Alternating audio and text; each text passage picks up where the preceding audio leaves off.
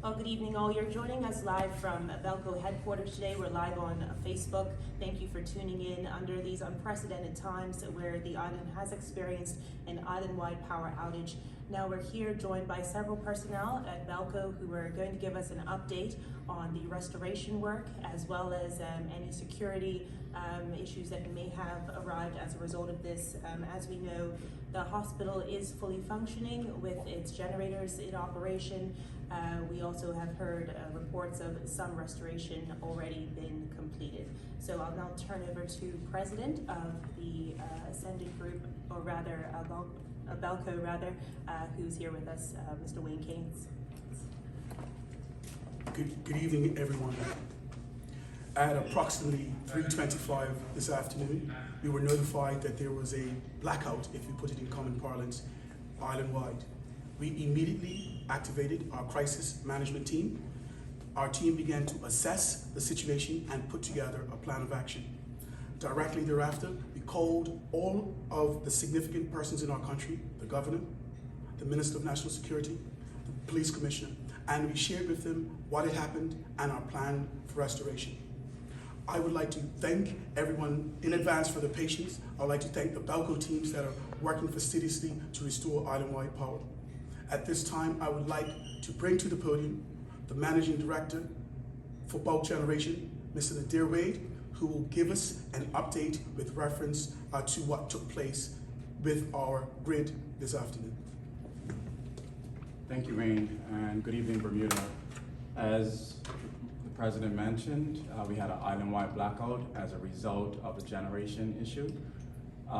There have been reports of fire, so I just want to address that. So concerning reports of fire, we are now aware that there was a piece of equipment that faulted, and as a result of that equipment faulting, it did generate heat and some smoke was then ascertained. As a result of our safety precautions and our general procedures around safety, the Bermuda Fire Service would have been alerted as a result, but we are aware and can confirm that there was no injury. And at this time, we continue to assess the full aspects of the outage and any assessments of damage. But again, as far as life safety, we are aware that there were no injuries to staff or to public at this particular time. Our teams, in terms of the generation, continue to work diligently in terms of our engineers and our operational teams to restore our generation units systematically in terms of getting power back onto our grid, which would then begin our restoration process to our customers, to which we understand that, of course, there are some of our customers that have already been restored. So our first priority is to continue generation restoration, under which we are continuing to do so. Simultaneously, we are continuing more evaluations and assessments to understand the root cause of the particular problem, and that information will be provided at the appropriate time. But our full and first efforts are to our customers in terms of trying to get restoration to the full island as soon as possible. And Shally will speak a little bit more about the restoration effort to our customers. Good evening, everyone. I'm Shelley Lehman, Managing Director of Transmission, Distribution, and Retail. As Nadir mentioned, we are focused on our restoration process and getting power returned to all of our customers. That is of the utmost priority for us as a team here at Belco. That process has started, and initially we have to look at getting our generating units back online. So Nadir's team would provide power via the generating units, which then my team has to undertake to try and deliver power to our customers. So it's a very systematic approach in terms of looking at the grid, making sure we balance the network out. It's quite a painstaking process in terms of bringing all of our customers back online. So we do appreciate everyone's patience while we go through this process right now.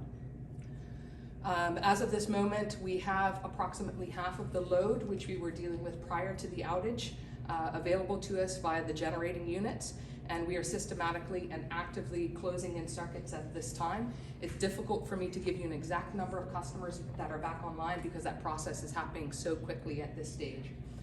What I will say is customers can expect to have power potentially come on and then may go off for periods of times If there are instances where on the network where we have to close in circuits and then drop them out to bring additional circuits back on, again, I just ask for everyone's patience during this time.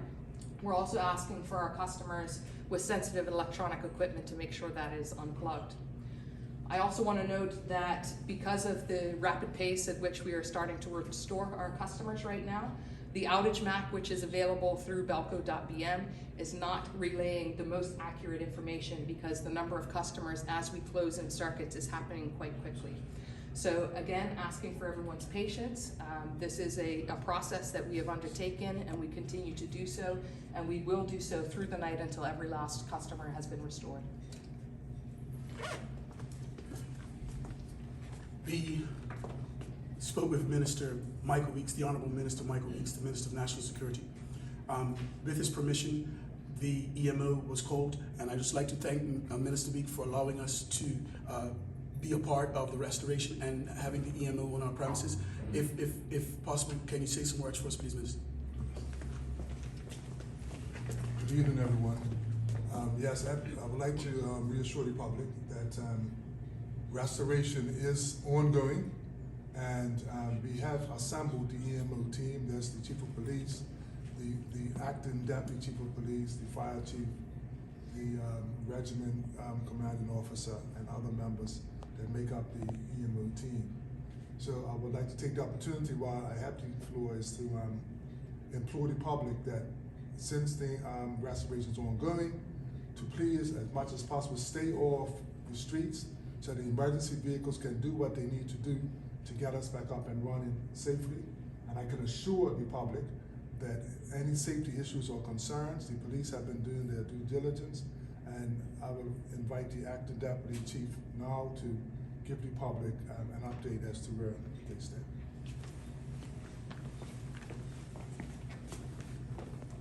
Good evening, Bermuda, and I truly pray everyone is well. Naturally, with the Bermuda Police, our number one priority is the safety of our country and its residents. So to aid in that, as I spoke about previously, we are having additional patrols throughout the night, not just into the evening, but into the night, and we're also having marked and unmarked vehicles going throughout the city, throughout island-wide, and into the communities. So what are we asking of the public right now? We're asking you to be security conscious. We're asking you to check on those who are vulnerable, and we're also asking you to try to stay off the roads to make it also safe for everyone. We're also asking that you just be patient. We are all working extremely hard to try to get the power back on, but as we work together, we just need you to be patient. But in the meantime, if anything happens where you feel you need the emergency services, the 211 is still available for you to call, and you can also call 911 where you can get emergency personnel. I also want to just take this time to thank the men and women that are actually out working to try to restore power and to keep our island safe as they abandon their own homes who may be about electricity. Thank you. Are there any questions at this point? Yes, thank you, Mr. Keynes. As far as the structure, can you confirm whether the equipment is back to full operations in terms of the engines? That is a process that is ongoing. First thing that we did is to do an analysis of our entire, all of our equipment and our grid. And as the process takes place, we're making sure that our equipment was fit for purpose, and then we're starting to bring engines up systematically. Sure. There was a tweet from Belco that was sent around 12:30 today that there was an outage in Smiths Parish. Did that have any influence on what we saw later today with the entire island-wide outage? We're doing what is called a root cause analysis. It will be premature for us to give any clear indications of what took place. We believe after the incident has concluded, our team will look at everything precept upon precept, and at the appropriate time, we will share the root cause analysis with the public. Can you share anything around the amount of staff that are on board that are trying to help with restoration work? Is it all We have hands on deck? We have a full complement of our team. People have come in off of leave. We have people that are in our customer care team. They're all sitting in there answering answering questions, taking calls. We have a full complement of our engineers, our TD&R team. Everyone is on deck checking our substations, making sure that everything comes out systematically. We are really pleased, and I want to say thank you to the Belco team. Many of them have come off of vacation, who've come off of leave. We even have a gentleman that was on paternity leave and left the site with his child and has come in to help with the restoration efforts. Sure. So, as we know, lots of work that's going on at the moment. Do you expect to work well into the night? We will be here until everyone is on. The team is really committed to our country, to our customers. This is something, when our country needs us, we have been there. This is an opportunity for us to continue to be there for our customers. I think it's noteworthy that our team is used to working at arduous times. Last week there was an outage on a Saturday night, a very small outage, and the team worked into the night. And so this is something that our team is used to working at non-traditional hours. What assurances can you give to our elderly population, our seniors, our vulnerable people that may be limited in terms of the information that they can receive because of this outage? I think that the main information that we want to give, that if a person is relying on self-sustaining equipment, that they're to go to the King Edward Memorial Hospital. If you have a family member that is indeed vulnerable, that you should go and check on them and make sure that they're okay.